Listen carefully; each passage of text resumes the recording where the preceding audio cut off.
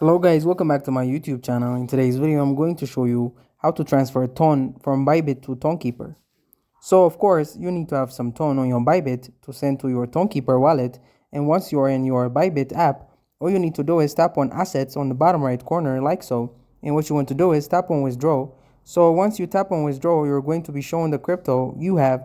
And as you can see, we have some Ton. So tap on that, and here what we want to do is put in that cancel that. Just press hold the address right like so. After that, what you want to do is the type of chain, which is Ton, right? For tax or memo or code, we don't need that because Tonkeeper doesn't have that. And just tap on max. For the exam, I'm going to tap max, right? It's insufficient 12 the withdrawal fees, but you get the drift. And then all you need to do is stop withdraw and you'll be good to go. So that's pretty much it. Thank you guys for watching this video. If this video was helpful, don't forget to like and subscribe to my YouTube channel.